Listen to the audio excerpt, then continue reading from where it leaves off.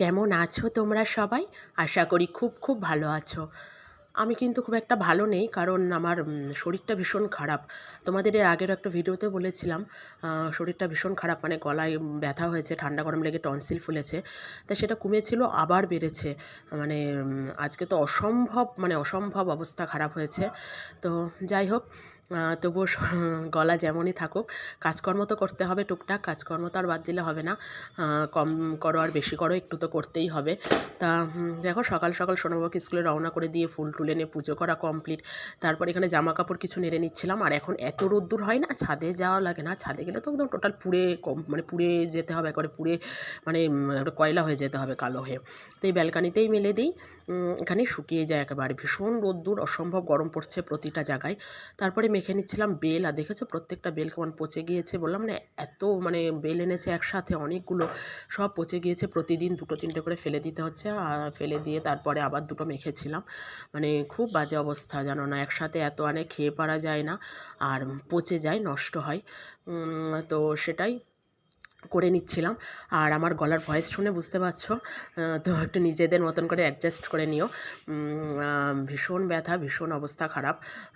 ওষুধ খাচ্ছি, জানি না কবে ঠিক হবে। অসম্ভব গরমটা বসে যাচ্ছে না কি জানি না, ঠান্ডা গরম লেগেই যাচ্ছে। তো যাই হোক, তারপরে আমি এখানে নিজেও বেলের শরবত খেয়ে নিলাম এক গ্লাস, খেয়ে এখানে চাপিয়ে দিয়েছিলাম রান্না দুপুরের। এটা হবে আলু বরবটি ভাজা রুটির জন্য। তারপর এখানে করেছিলাম তিঁতর ডাল, আর এই গরমে তিঁতো টক এইসবই তো ভালো লাগে। আর খুব সিম্পল রান্নাবান্নার চেষ্টা করছি, কারণ গরম দিনকে দিন বেড়ে চলেছে। আর উচ্ছেগুলো কিন্তু আমাদের গাছের, প্রচুর উচ্ছে, সেদিনকেও মা এনেছিল, আজকেই এনেছিল আর কি। তা তোমাদের আর দেখানো হয়নি, আমার শরীরটা ভালো লাগছিল না, প্রায় 1 কিলোর উপরে উচ্ছে হয়েছিল। তো সেটা দিয়ে মটরের ডাল করেছিলাম তিঁতর, আর হলো আলু পটলের রসা নিরামিষ আমাদের ওর বাবার জন্য। তারপর এখানে করে নিয়েছিলাম ব্রেকফাস্ট সকালে ঝটপট করে। আর এটা হবে লাউয়ের ঘন্ট। লাউ রয়েছে ওরকম, যখন তো বাজার করে, মানে অতিরিক্ত বাজারই করে সবসময়, 3-4টে লাউ রয়েছে, বুড়ো হয়ে যাচ্ছে, খাওয়া হয় না, এই তাই নষ্ট হয়ে যাচ্ছে, ওই জন্য ঘন্ট করে রাখবো। খায় না আমাদের ওর বাবা সবজি টবজি কিছু, আমরাই যা খাই, খুব একটা খেতে চায় না। আর হবে চুনো মাছ, দেখি চুনো মাছের কিছু একটা করি ভাজা বা সর্ষে বাটা দিয়ে, সেটাই করব। তো এরকম করতে করতে অনেক পদে হয়ে যায়, এত তরি তরকারি থাকে, না খেলে নষ্ট হয়ে যায়, এরকম একটা অবস্থা। তারপরে ভগবান দর্শন করিয়ে নিলাম। আর তোমরা আমার ভগবানকে এত এত ভালোবাসা দাও, আমার সত্যিই খুব ভালো লাগে। তা সবাই কিন্তু একবার বলে যেও রাধে রাধে। আর দেখো, তারপরে এখানে পুজো পাঠ কমপ্লিট করে এখানে দিয়ে নিচ্ছিলাম তুলসী গাছের জল। এটা আমাদের উপরেই একটা টবের ভেতরে লাগানো তুলসী গাছ।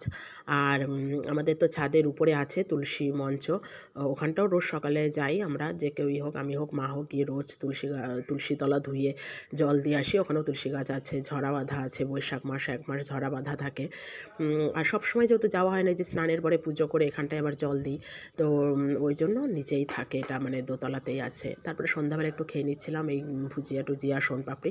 আর রাতে করেছিলাম চাউমিন, দারুণ হয়েছিল নুডলসটা খেতে, সমস্ত রকম সবজি দিয়েছিলাম। আর লাস্টে পরে আমি ওর বাবারটা তুলে রেখে নিরামিষ আমি ডিমও অ্যাড করেছিলাম, সেটা দেখানো হয়নি। তো দারুণ দারুণ দারুণ টেস্টি হয়েছিল, অনেকদিন পর চাউমিনটা অল্প করেই করেছিলাম। ওর বাবার আমিই খাবো অল্প করে, ছেলেটা খাবে না, শরীর ভালো না।